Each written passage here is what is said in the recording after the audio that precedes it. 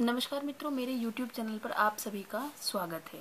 जैसा कि आपको पता है कि हम तैयारी कर रहे हैं हिंदी साहित्य नेट JRF की। ठीक है, तो मैं आपके सामने आज प्रस्तुत करने जा रही हूँ मैला आंचल उपन्यास। ठीक है, तो मैला आंचल उपन्यास के उपन्यासकार कौन है? फणीश्वर नाथ रेणु जी। ये एक आंचलिक उपन्यास है। इसका प्रकाशन वर्ष है 1954। ठीक है, और इसके पात्र हैं विश्वनाथ प्रसाद, बामनदास, बालदेव, वासुदेव, दुलारचंद, रामदास, नागा साधु, खिलावन सिंह, कमला, कालीचरण, डॉक्टर प्रशांत, लक्ष्मी, रधिया, राम प्यारिया, फुलिया, गणेश की नानी, गणेश आदि। ठीक है, ठीक है जी। चलिए, और इसमें क्या दिखाया गया है? इसमें बिहार राज्य के पूर्णिया जिले का मेरीगंज गांव दिखाया गया है। ये गांव नेपाल की सीमा से सटे उत्तर पूर्वी बिहार के एक पिछड़े ग्रामीण अंचल की पृष्ठभूमि को बनाकर रेणु जी ने इस उपन्यास में वहां के जीवन का, जिससे वे स्वयं ही घनिष्ठ रूप से जुड़े हुए थे, अत्यंत जीवंत और मुखर चित्रण किया है। ठीक है जी। रेणु जी के अनुसार रेणु जी कहते हैं कि इसमें फूल भी हैं, शूल भी हैं, गुलाब भी हैं, कीचड़ भी है, चंदन भी है, सुंदरता भी है, कुरूपता भी। मैं किसी से दामन बचाकर निकल नहीं पाया। कथा की सारी अच्छाइयों और बुराइयों के साथ साहित्य की दहलीज पर आ खड़ा हुआ हूँ। तो चलिए, अब मैं आपको अपने शब्दों में इस उपन्यास की कथा वस्तु बता देती हूँ, जो हमारे किसी भी एग्जाम के लिए थोड़ा सा जरूरी है, दिमाग में होना चाहिए कि आखिर इस उपन्यास में है क्या। ठीक है, चलिए। और मैं समीर जी का, ऋचा जी का, प्रदीप जी का, गिंदर जी का, इन सभी का बहुत बहुत धन्यवाद करना चाहूँगी, जो मेरे साथ जुड़े हुए हैं और मेरा साथ दे रहे हैं। ठीक है, आपने कमेंट किया, मुझे बहुत अच्छा लगा आपका कमेंट, आपका बहुत बहुत धन्यवाद। चलिए जी, आगे हम अब इसकी कथा वस्तु शुरू करते हैं। ठीक है, अब देखिए, मैं आपको अपने शब्दों में इसका थोड़ा सा संक्षिप्त वर्णन बताती हूँ। ठीक है, मेरीगंज गांव बाहर की दुनिया से इतना अधिक कटा है कि 1942 के जन आंदोलन की खबरें भी यहाँ अफवाहों के रूप में अधिक पहुंची हैं। वास्तविकता के रूप में कम, वास्तविक यानी कि कम है और अफवाह ज्यादा है। ठीक है, और इसमें दिखाया गया है क्या? गांव का जातिगत विभाजन। इसमें गांव का जातिगत विभाजन भी बहुत सटीक तरीके से दिखाया गया है। 3 प्रमुख टोलों, मालिक यानी कायस्थ टोला, राजपूत टोला और यादव टोला। इसका समाज वैज्ञानिक विश्लेषण हो रहा है कि कैसे इस बड़े गांव में 12 वर्ग के लोग रहते हैं और प्रभुताशाली 2 वर्णों या जातियों, राजपूतों व कायस्थों में पुश्तैनी मनमुटाव व झगड़े रहते हैं। सत्ता और संपत्ति को लेकर भी ब्राह्मण बहुत कम संख्या में हैं। यादव खुद को यदुवंशी क्षत्रिय मानते हैं, लेकिन जो राजपूत हैं वो उन्हें क्षत्रिय नहीं मानते। ठीक है, वास्तव में मैला आंचल के मेरीगंज गांव के माध्यम से पूरे बिहार की जाति व्यवस्था का एक चित्र आंखों के सामने उभर कर आता है। और यदि इस चित्र को ठीक से समझकर जातिगत अंतर विरोध को ठीक तरह सुलझाया जाता, तो बिहार की आज जो जातिगत हिंसा की भयंकर स्थिति है वह न बनती। ठीक है, राजपूत व कायस्थ आदि उच्च जातियां सिर्फ ऊंची जाति उच्चता के बोध के कारण ही नहीं है, वरन इनकी जातिगत उच्चता के बोध में आर्थिक और राजनीतिक सत्ता की शक्ति भी शामिल है। बिहार में गुमट टोली निम्न जातियों का बोधक शब्द है, लेकिन 1954 में ही यादवों ने इतनी सामाजिक सत्ता हासिल कर ली कि उन्हें अब गुमट टोली कहने की हिम्मत किसी में नहीं है। ठीक है, लेकिन जो अन्य निम्न समझी जाने वाली जातियां गांव में हैं, उन्हें उच्च जाति के लोग गुम्मट टोली कहते हैं, जबकि वे जातियां स्वयं को क्षत्रिय मानती हैं। जो उनकी जाति नामों से जाहिर हैं, ये जातियां हैं पोलिया टोली, तंजिमा तंतका यानी कि क्षत्रिय टोली, गहलोत क्षत्रिय टोली, कुर्म क्षत्रिय टोली, धनुकधारी क्षत्रिय टोली, कुशवाहा क्षत्रिय टोली और रदासी टोली। ठीक है जी, चलिए। कथित उच्च जातियों जातियां तो कथित निम्न जातियों को निम्न कहती ही हैं। स्वयं निम्न समझी या कही जाने वाली जातियों में भी अपनी जाति को अन्य जाति से उच्च समझने की भावना प्रबल रूप में विद्यमान है, और ये जातियां समाज में उपेक्षित होकर भी आपस में एकता या सामाजिक व्यवहार नहीं रखती। उधर डेरे में महंत लोग स्त्री को दासीन बनाकर रखते हैं, यह भी उसे निम्न जाति के स्तर तक खींचना है। स्त्री का डेरे में दैहिक शोषण कर उसे लगभग रखेल की स्थिति तक गिरा देता है। निम्न जातियों में कितनी गरीबी है, यह महंत सेवादास द्वारा डेरे पर भंडारे की घोषणा के समय पता चलता है, जब बताया जाता है कि तंजीमा गहलोत और पोलिया टोली के अधिकांश लोगों ने पूरी जलेबी कभी चखी भी नहीं। ठीक है। हरिजन शब्द भी निम्न जातियों के लिए इस तरह प्रचलित था क्योंकि बालदेव जी सबको जी कहकर बुलाते थे। ठीक है। और इनमें हरिजन जी का भी उदाहरण है इसमें दिखाया गया है। ग्रामीण समाज में स्त्री पुरुष संबंधों पर उपन्यासकार ने खूब ध्यान केंद्रित किया है। मेला आंचल के स्त्री पुरुष संबंधों के चित्रण को देखकर तो लगता है कि मिथिला आंचल में इन संबंधों में काफी उन्मुखता है। डेरे के महंत खुले में लक्ष्मी या बाद में नए महंत राम पियारी से संबंध रखे हैं और इन संबंधों को सामाजिक स्वीकृति भी है। बालदेव लक्ष्मी प्रेम संबंधों या कालीचरण मंगला प्रेम संबंधों पर भी कोई ज्यादा टीका टिप्पणी नहीं होती।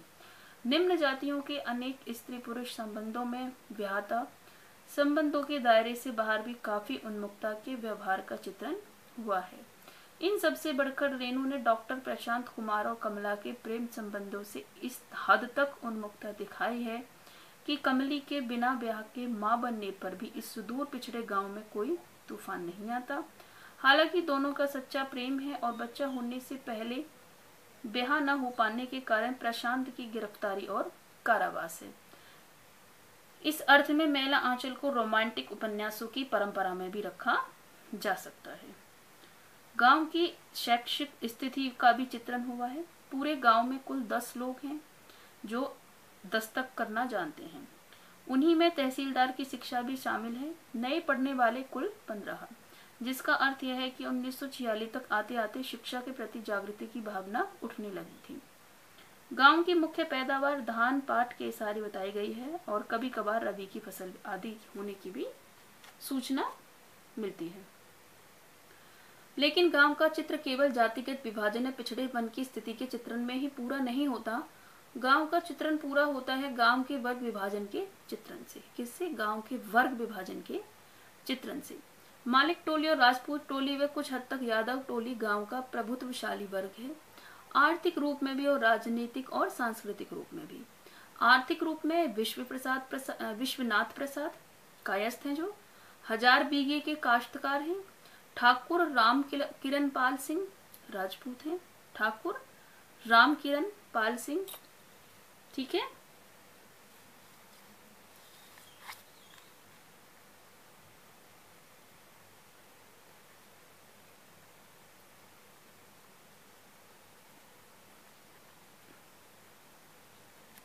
लगभग 350 बीघे के जमींदार हैं और खिलावन सिंह यादव भी 150 बीघा जमीन के मालिक हैं। दूसरी ओर गांव के बाकी लोग गरीब हैं, साधनहीन हैं, खेतों पर मजदूरी करते हैं या किसी अन्य स्थान पर मजदूरी तलाश करते हैं। एक और संथाल आदिवासी है जिनकी जमीनें प्रभुत्वशाली वर्ग के टोले ने शोषण से छीन ली और यह गांव के वर्ग विभाजन को वर्ग संघर्ष के स्तर तक ले जाते हैं। इस वर्ग संघर्ष में अत्याचार संथाल आदिवासियों पर ही होते हैं। रेणु ने बिहार के जाति विभाजन के विकल्प के रूप में जो चित्र रखे हैं उन्हें जाति विहीन चरित्र के रूप में प्रस्तुत किया है, जिनकी जाति का कुछ पता नहीं है लेकिन जो अपने कार्य व्यवहार से स्वयं को सर्वश्रेष्ठ मानव का उदाहरण बनाकर प्रस्तुत करते हैं और लेखक का संदेश सृजनात्मक रूप से देते हैं कि जाति का कुछ मतलब नहीं है, मानव का श्रेष्ठ मानव होना सबसे बड़ी बात है। ये 2 सर्वश्रेष्ठ मानव हैं, डॉक्टर प्रशांत कुमार जो नदी में फेंके गए मिले हैं और कांग्रेस कार्यकर्ता बावन दास।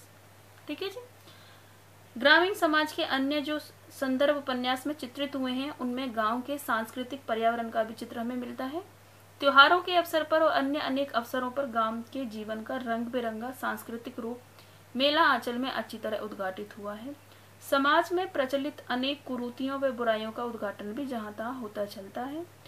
गांव का डेरा कबीर पंथियों का डेरा है, जो कबीर के विचारों का प्रतिरूप होना चाहिए, लेकिन ये डेरे संपत्ति के खेल और मेहनतों की विकृतियों की पूर्ति का माध्यम बन जाते हैं। ठीक है।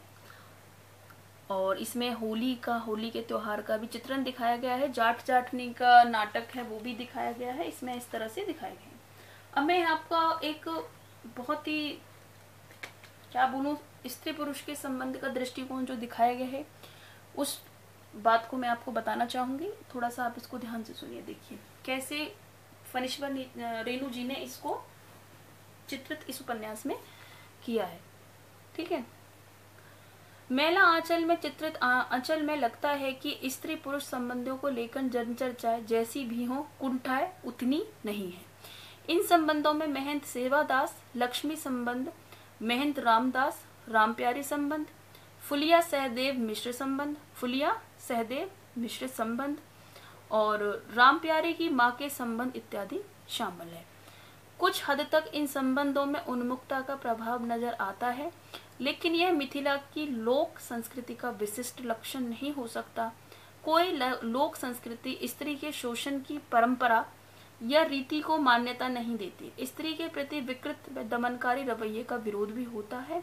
हर शोषण के विरोध में उठी आवाज को रेणु ने अभिव्यक्ति दी है। महंत सेवादास के बाद रामदास मठ का महंत बन गया था।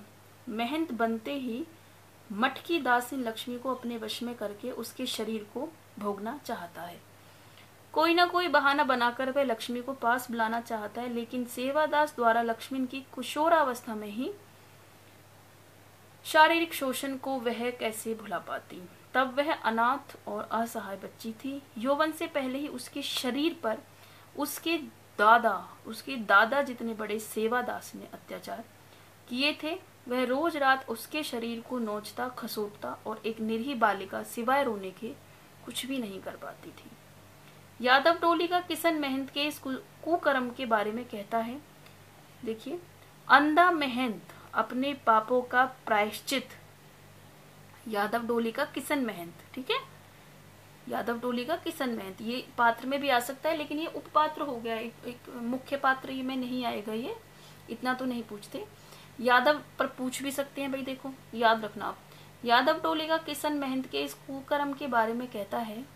अंधा महंत अपने पापों का प्रायश्चित कर रहा है। बाबाजी होकर जो रखेलिन रखता है वह बाबाजी नहीं, ऊपर बाबाजी और भीतर दगाबाजी।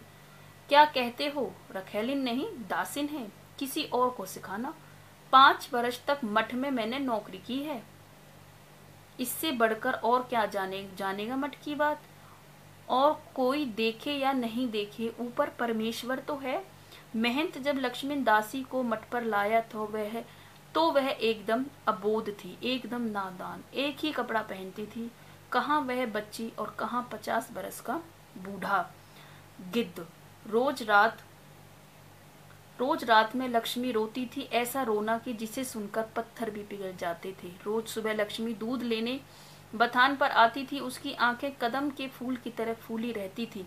रात में रोने का कारण पूछने पर चुपचाप टुकुर टुकुर मुंह देखने लगती थी, ठीक गाय की बाछी की तरह जिसकी माँ मर गई हो।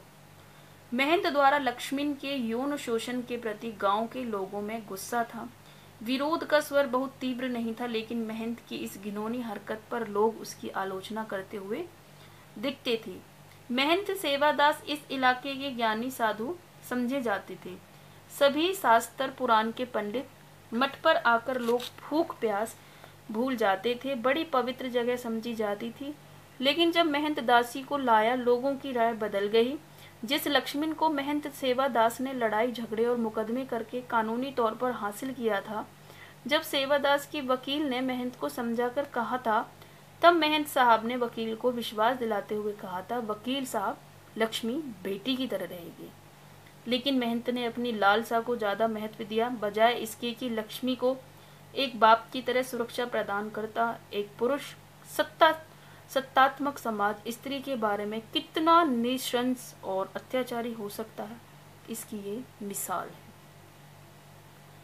रेणु ने मिथिलांचल की नारी की स्थिति की वास्तविकता को चित्रित किया है। नारी को सम्मानजनक स्थान देने के पक्ष में वहां का पुरुष समाज आज भी तैयार बिल्कुल नहीं है, चाहे वे सामाजिक अधिकार हों अथवा आर्थिक या सांस्कृतिक। हर बात में पुरुष की मर्जी को अहमियत दी जाती है। फुलिया एक विधवा बेटी है। उसके दूसरे विवाह की चिंता करने के स्थान पर, देखिए फुलिया के बारे में बताती हूँ थोड़ा सा मैं आपको, ठीक है। फुलिया एक विधवा बेटी है। कौन है? एक विधवा बेटी है, जिसके विवाह की चिंता करने के स्थान पर उसके द्वारा शरीर बेचकर आई कमाई पर उसके माता पिता अपने घर का खर्च चला रहे हैं। उसके लिए दीवाने खलासी को टालते जा रहे हैं। फुलिया स्वयं भी खलासी से शादी करना चाहती है, लेकिन माँ बाप के आगे वो कुछ नहीं बोल पाती। अपनी मामी के सामने वह दिल की बात खोल देती है। माँ, काली कीरियां किसी से कहना मत, खलासी जी इतने दिनों से दौड़ रहे हैं, बाबा कोई बात साफ साफ नहीं कहते। आखिर वह बेचारा कब तक दौड़ेगा? यहाँ नहीं तो कहीं और ढूंढेगा। दुनिया में कहीं और तंत्रमा की बेटी नहीं है क्या? फुलिया की असहायता यहाँ पर व्यक्त हुई है। फुलिया की स्थिति को अन्य लोग भी समझते हैं। गांव की उसकी बूढ़ी काकी चिंता करते हुए दिखती है। वह चाहती है कि फुलिया की खालसी से शादी हो जाए तो उसका भी घर बस जाएगा। इसीलिए फुलिया की माँ से वह कहती है, अरे फुलिया की माए, तुम लोगों को न तो लाज है और न धर्म। कब तक बेटी की कमाई पर लाल किनारी वाली साड़ी चमकाओगी? आखिर एक हद होती है किसी बात की। मानती हूँ कि जवान बेवा बेटी दुधार गाय के बराबर है, मगर इतना मत हो कि देह का खून भी सूख जाए। देखिए कितनी गहराई की बात कही है यहाँ पर इसने। असहाय स्त्री की दयनीय स्थिति व पूरी त्रासदी को बयान करता है ये वक्तव्य, ठीक है। इसीलिए मैंने आपको ये बताया है। बालदेव और लक्ष्मी, कमला और डॉक्टर प्रशांत कुमार के संबंध भी प्रेम संबंधों के दायरे में आते हैं। यहाँ तक कि कुंवारी कमला तो माँ बन जाती है, लेकिन गांव के जनजीवन में वैसा तूफान नहीं आता है। कालीचरण और मास्टरनी मंगला देवी में भी प्रेम संबंध है। कुछ तो मिथिला के जनजीवन में कृष्य कथा व विद्यापति आदि के प्रेम गीतों के प्रभाव से, व कुछ लेखक की दृष्टि में स्त्री पुरुष संबंध, चाहे उसका कोई भी स्वरूप हो, वह उन्मुक्त यौन संबंधी क्यों न हो, उतने अग्रहणीय, अनैतिक या असुंदर प्रतीत नहीं होते जितना सामान्य उत्तर भारतीय नैतिक जीवन के लगते हैं।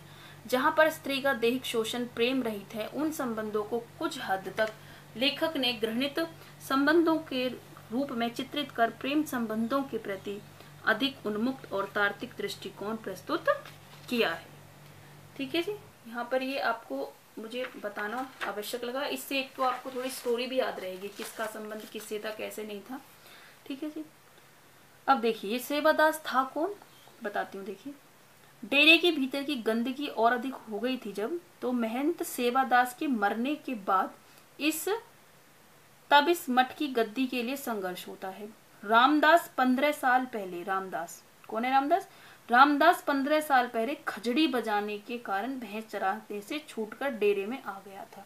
यानी कि पहले वो भैंस चराने का काम कर रहा था और अब वो इस डेरे में आकर बस गया था, और वह डेरे की 900 बीघे की छोटी जमींदार का मालिक हो जाएगा। मेहनती सिर्फ धार्मिक काम नहीं है, इसीलिए 900 बीघे की काश्तकारी पर मठ के आचरण गुरु ने जिस लरसिंह दास को खबर देने भेजा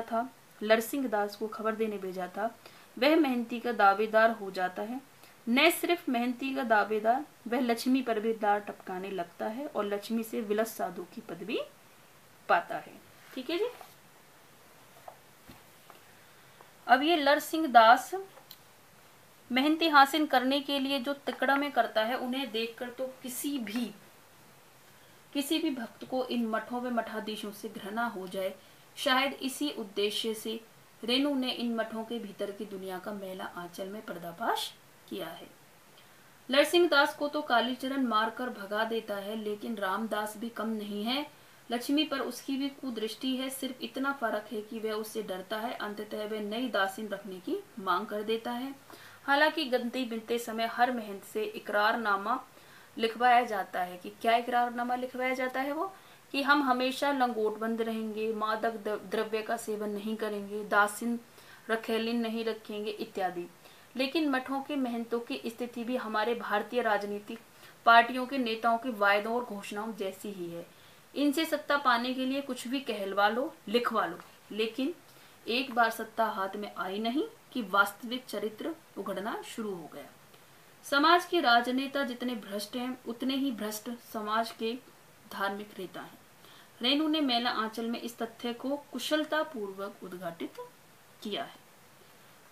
डॉक्टर प्रशांत कुमार समाज के प्रति अति संवेदनशील हैं, जो विदेश जाना न चाहकर मैरीगंज जैसे पिछड़े गांव में काला आचार संबंधी रिसर्च करना चाहता है। लेकिन डॉक्टरी पेशे से जुड़े लोगों में प्रचलित सामाजिक मूल्यों के अनुसार यह भावुकता का दौर है। गांव में यदि एक और शिक्षा सुविधाएं न होने के कारण मानसिक पिछड़ापन व्याप्त है, तो दूसरी ओर चिकित्सा सुविधाओं का अभाव है। मिथिला की सुंदर लड़की निर्मला, जिसकी आंखें इसलिए अंधी हो गई क्योंकि आंख आने पर उसे सामान्य सी आंख की दवाई भी नहीं मिली। ठीक है। दूसरी ओर मानसिक पिछड़ेपन और अंधविश्वास के कारण गणेश की नानी और पार्वती की माँ, जो डॉक्टर को बुढ़ापे में भी सुंदर प्रतीत होती है, को गांववासी डायन बना देते हैं। क्यों?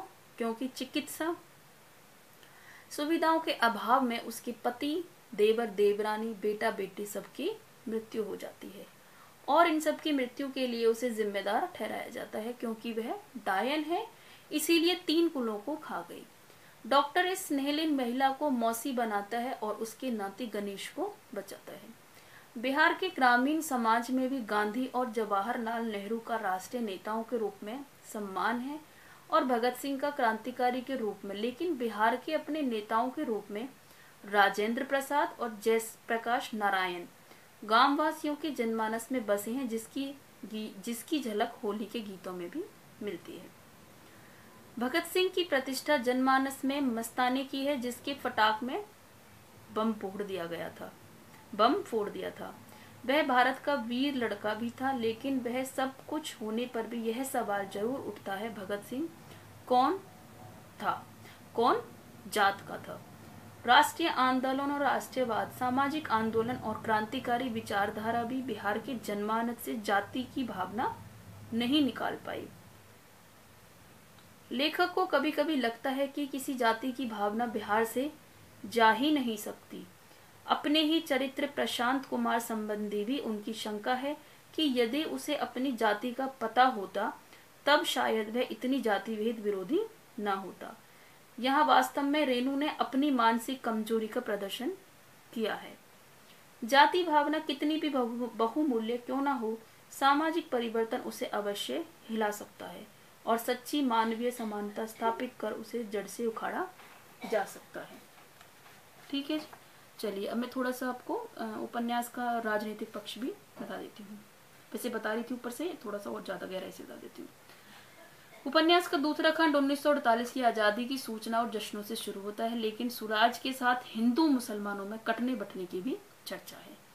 बालदेव जैसे राजनीतिक कार्यकर्ताओं में भी कितना राजनीतिक पिछड़ापन है, इसकी सूचना भी कामरेड की उनकी व्याख्या से पता चलता है। जब वह टीक मौज काटकर मुर्गी का अंडा खिलाकर कामरेड बनाने की बात कहते हैं। आजादी के साथ ही देश में फैले सांप्रदायिक दंगों की चर्चा भी उपन्यास में है। दिल्ली, कलकत्ता, नखोलो, पटना, सब जगह हिंदू मुसलमान में लड़ाई हो रही है। बिहार में जाति विभाजन व संघर्ष तो पहले ही था, अब सांप्रदायिक भेदभाव व दंगे भी पहुंच गए। हालांकि लेखक ने सांप्रदायिकता या सांप्रदायिक दंगों पर बहुत कम चर्चा की है। ठीक है, क्या देश की आजादी के बाद कुछ सामाजिक परिवर्तन होगा कुछ अच्छाई की दिशा में? तो यह परिवर्तन नहीं ही होता। डॉक्टर प्रशांत कुमार को कम्युनिस्ट समर्थक मानकर गिरफ्तार कर लिया जाता है। गणेश की नानी की हत्या हीरू कर देता है। बालदेव और लक्ष्मी मठ से अलग होकर रहने लगते हैं। कमला गर्भवती हो जाती है। 30 जनवरी 1948 को महात्मा गांधी की हत्या हो जाती है। बावन दास को स्वाधीनता के बाद के कांग्रेस शासन ने विचलित कर दिया है।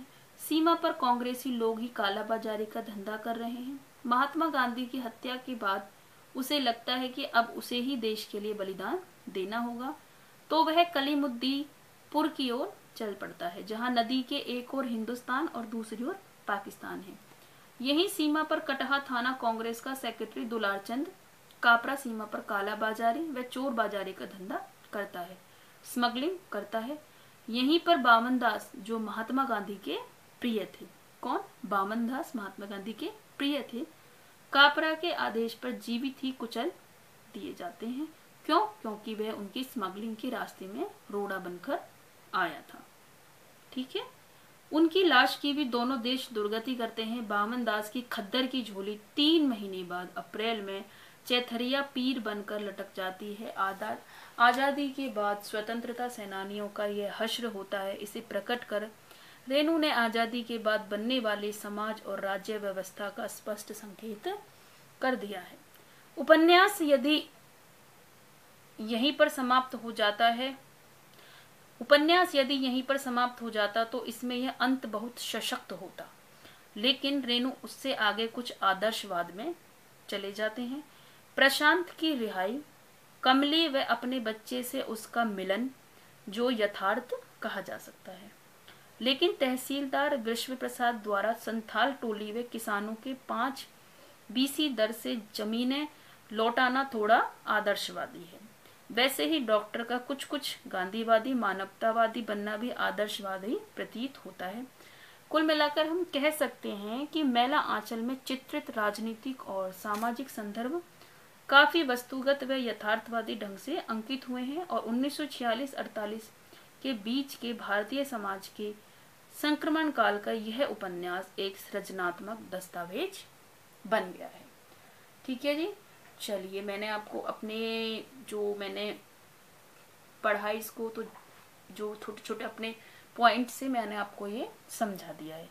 तो आपको ये वीडियो मेरी कैसी लगी आप प्लीज़ मुझे कमेंट करके ज़रूर बताइए। और मैं फिर से जो मेरे इस वीडियो को लगातार देख रहे हैं, जिससे मुझे प्रोत्साहन मिल रही है, समीर जी, ऋचा जी, प्रदीप जी, आप सभी का बहुत, और भी जो है, लेकिन ये मुझे कमेंट के थ्रू नाम थोड़ा पता लगे हैं, तो आप सभी का बहुत बहुत धन्यवाद। और आपको मेरी वीडियो अच्छी लगो तो प्लीज़ लाइक, शेयर, सब्सक्राइब सभी आप कीजिए और मेरी अगली वीडियो का इंतज़ार कीजिए। तब तक के लिए मैं आपसे विदा लेती हूँ। आपका बहुत बहुत धन्यवाद। ठीक है जी।